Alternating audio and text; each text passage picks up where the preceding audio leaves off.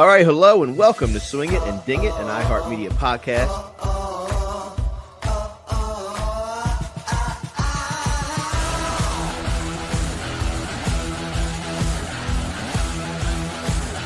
Man, this is a birdie fest.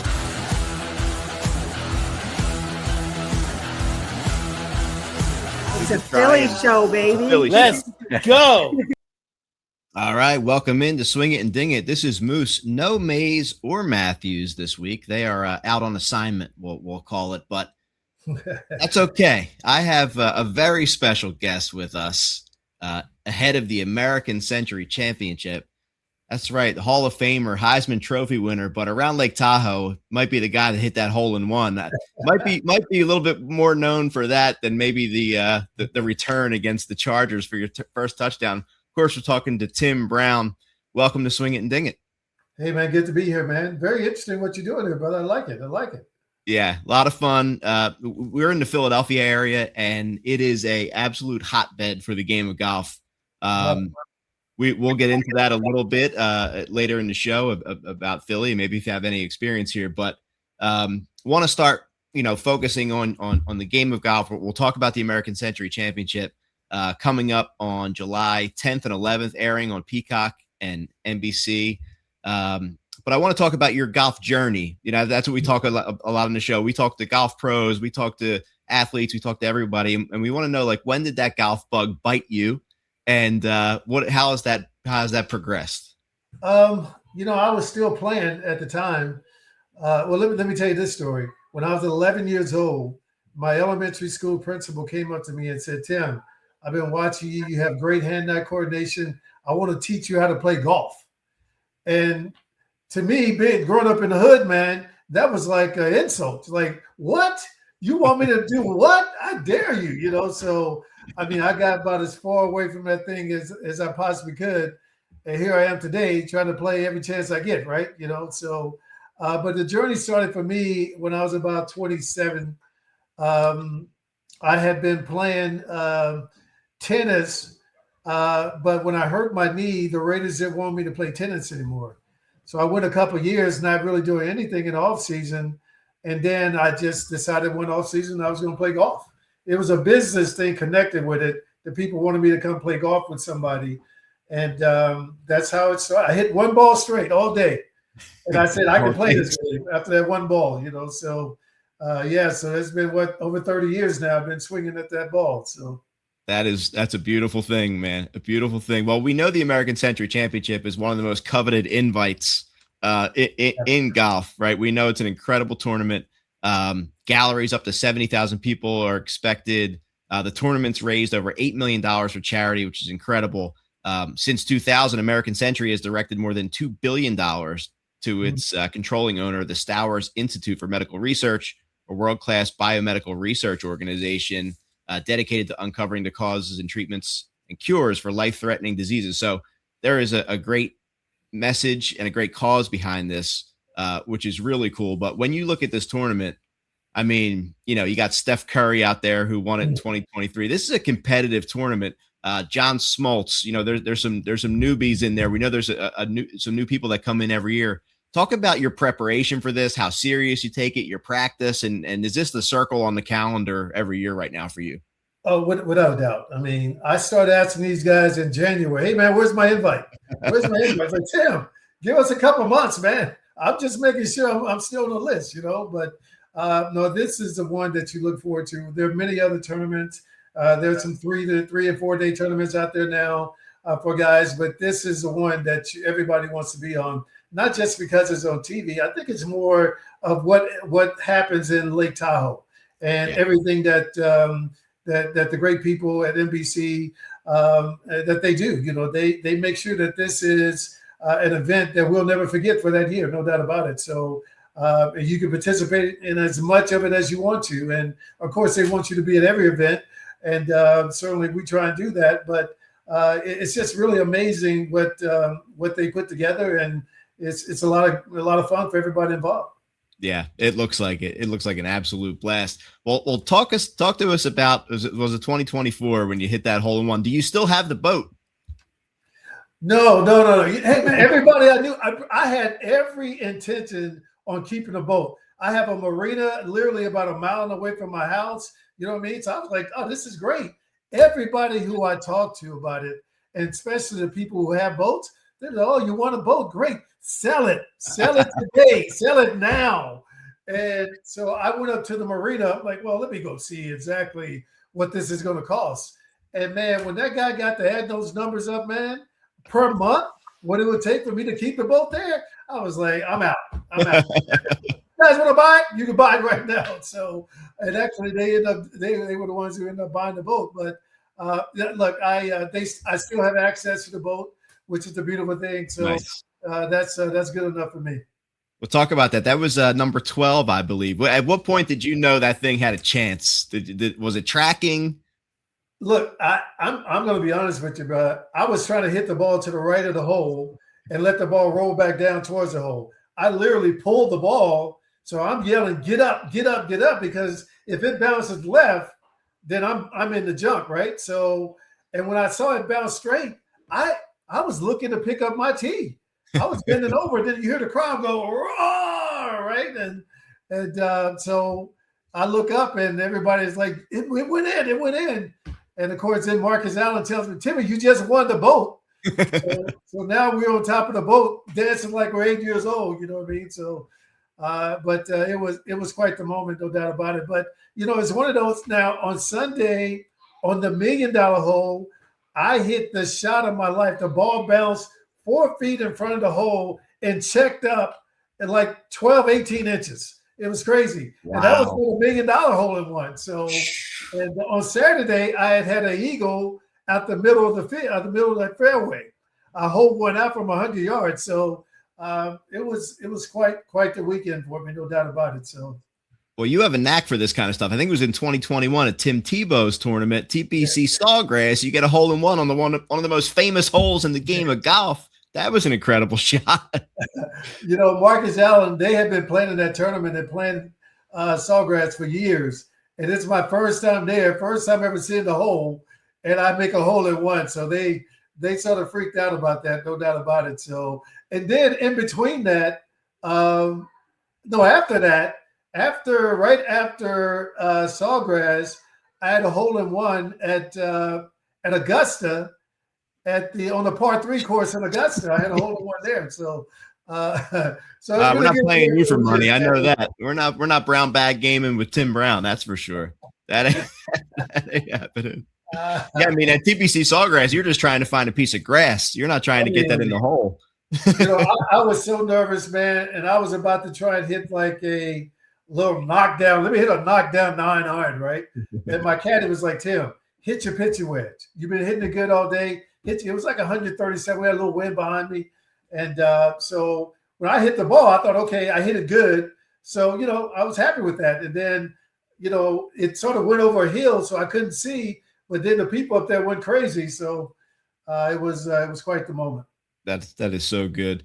We'll talk about you were a fierce competitor on the football field. How do you allow that to translate to the game of golf? To me, I was a hockey player growing up, and it's tough for me because everything in other sports is reaction. You're moving, it's loud.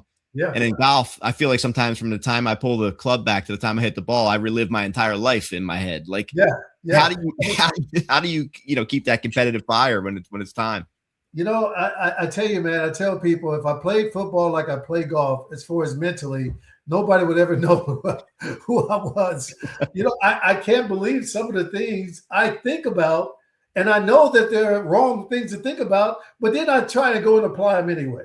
You know what I mean? Where I hadn't worked on it while I was warming up or anything. It's just a thought that came through my head. Yeah, it's a good time to try this right now. And I don't know, man. It's I've named it a damnable game, but I think I got to go even deeper than that sometimes. It's just so tough, man, because you're trying so hard, but you were a great athlete. You were great at whatever you did, or you're doing now because you were able to relax and go out and play the game at a high level. But I don't know, for some reason I feel like I have to try and outguess what to do on a golf course where it's very simple what to do. You know, Yeah. So I don't know. The ball doesn't move. It's wild. I mean, it's really, when you think about it, it's like that second shot you hit, right? After you hit the first shot, you overshanked it. Then the second guy comes up and bam! It's like, what is that? Always. It drives me crazy, man. So what's your what's your practice routine right now? How, like, when leading up to a tournament like this, are you kind of kicking things into gear a little bit more, working on some stuff? What's going on right now in your game? Yeah, I'm just trying to hit as many balls as I possibly can. And when I played good at Tahoe, I felt like, I played a couple rounds and I hit some balls. Then I took a couple of days off before I got to Tahoe, and played that Thursday away from the course. And then that weekend, I felt like I played great. It's the first time I think I was in the top 10 on the third day, coming down on the back nine, until I looked at the scoreboard and saw that, and then I lost my mind, right? But yeah, it's really hot in Dallas, so it's hard to really get some, rounds in. And I'm trying to get out early and get a couple in, but I'll play one more time here, probably Thursday, and then I won't play again probably until next Wednesday or Thursday when I get to Tahoe. Okay. I mean, it looks like such a beautiful setting too. I personally have not been out there, but you got to be there, man. That Edgewood looks beautiful. Yeah. I mean, it looks like such a great scene. But you got, like we mentioned, you had Steph Curry, John Smoltz, obviously, 2 seconds and a third. You got Annika Sorenstam out there, who 1 second, 4 top fives. Some of these guys like Smoltz and Romo are playing in competitive events. Jerry Rice, same thing. Steph Curry. The Stableford scoring is interesting because that's you get an eagle, you get 8 points, right? So it really separates it. It rewards like really good shots at the right time. So talk about the competition level out there. And I know it's fun and seeing guys, but there's some competitors out there, and you got to lock in. Oh, look, man, there are really probably only about 7 guys who can win the tournament. Let's be honest about it, because, when you got guys shooting 5, 6 under in one round, there's just not many guys who can do that. I mean, I've sat, 2 or 3 under in a couple rounds in my whole life, and, trying to do it on the biggest stage in golf is probably the most difficult thing to do. So, so I think for us, for guys like myself, I'm trying to play within myself, and I shouldn't even say this because it's going to happen. But if you can stay away from the double bogeys, you can play a pretty simple round. The double bogeys in this game, in the Stableford system that Tahoe has, is very penal, and it's hard because you only get 1 point for a par, but you get -2 for a double bogey. And so that's hard work you got to make up, man. But, I think, the focus for me and guys like me is to just try to stay within yourself. I mean, you may be 240 out, but if you hit the ball left or right to the green, then you're going to be in trouble. Lay the ball up, play the 100-yard shot, and, you're going to be on the green somewhere trying to make the birdie in the par putt. I'm telling you that, but I'm never going to do it, right? I believed you for a second. I almost believed you for 1 sec. My caddy be saying, lay up. I think, get up, brother. I got this one. Well, we talk about it being the most coveted event in all in sports and entertainment. When you talk about some of the guys, obviously we're in Philadelphia, Jason Kelsey, Charles Barkley, 2 big names for us. But then you got guys like Nate Bargatze, Ray Romano, Miles Teller. And now we got some newcomers, Kyle Hamilton, Doc Rivers, another Philly connection, Brady Tkachuk, who just signed with his brother down in Florida. So it's got to be such a cool hang too, with, the camaraderie of all the different people that you get to meet over the years there. Yeah, it's always great to get the new rookies in, right? And, somebody will be hazing them in some kind of way. You can bet that. But look, man, this game is so incredible. To see the young guys now, like a young guy like Kyle Hamilton, able to come and participate in a tournament like this. I think I played in a tournament the last 3 or 4 years of my career, but I was, 35, 36 years old at the time. So, it's just great, man, to see the new guys coming in. I know it's tough for NBC, it's tough for American Century, trying to get these guys in, getting everybody, trying to keep, a group of guys that started with the tournament way back in the day. But you got all these guys now who are very interested. And let me tell you, there's some really, really, really good golfers out there in the football world, the basketball world. Yeah. But a lot of them don't want nothing to do with Tahoe because they heard that Tahoe is a totally different beast. And so it's really good to see what American Century and NBC have been able to do. And again, I know that it's very different. I think they're pulling from 400 people, 400 possible players down to 80 from to get to, some years they've been 88 and 92. I don't know how many they're going to be at this year, but that leaves a whole bunch of people out. No doubt about it. Yeah. Yeah. Well, again, airing on Peacock and NBC, July 10th through the 12th, the American Century Championship, $750,000 in prize money too at stake. Tim Brown, we appreciate your time. We'll finish up with a bit of a rapid fire segment, if that's okay. Sure. All right. So who do you think the best golfer in the field is this year? Oh boy, man, I've been seeing Marty Fish quite a bit, and it's hard to go against this guy. I played a couple rounds with him the last couple of months, and his swing is so perfect, man, and so sweet. I'm gonna go with Marty Fish. Okay, who's the best trash talker out there? Oh, without a doubt, Charles Barkley. Without a doubt. Yeah. Who's your favorite NFL teammate to play golf with? Jerry Rice. Okay. Yeah. All right. When you're playing, not in this tournament, are you a music person or are you a silent player? Oh, I'm definitely a music person. Yes. Okay. The louder the better, actually. But Yeah, I'm with you. As long as it's not crazy music, right? As long as it's something that I can jive with, I'm good. All right. Favorite club in the bag right now? I would have to say my 7-iron, man. 7-iron is plus right now. I'm when I put it in my hand, I feel comfortable and I usually get good results. I'm actually with you there. That's where I feel best right now. All right. Well, last one, as we mentioned, we are a Philadelphia area podcast. I'm sure your travels have taken you to this area. Any experience in the Philadelphia area playing golf? Is there any course that stands out to you?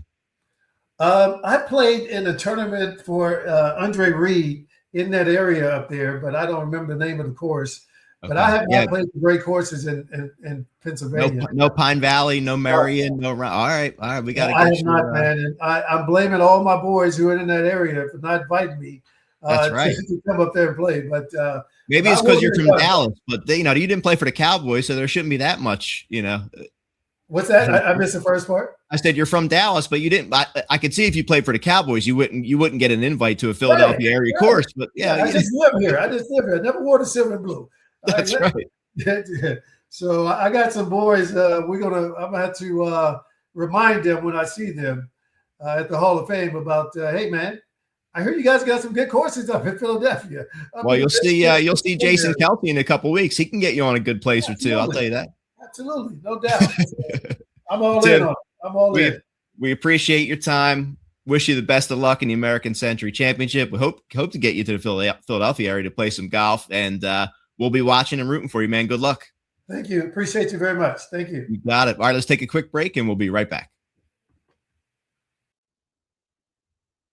All right, welcome back to Swing It and Ding It. A lot of fun talking to Tim Brown, legend, Heisman Trophy winner, Hall of Famer, got bit by the golf bug just like the rest of us, and now this American Century Championship is crazy. 80 guys, 400 that want to get in, and in talking to the people that help organize it, it is the most coveted invite in celebrity, in sports. Really cool to see. NBC and Peacock, July 10th through the 12th. Beautiful Tahoe, Edgewood Golf Club, and raise a lot of money. And it just looks like definitely a bucket list. Definitely have to get out there to see this event.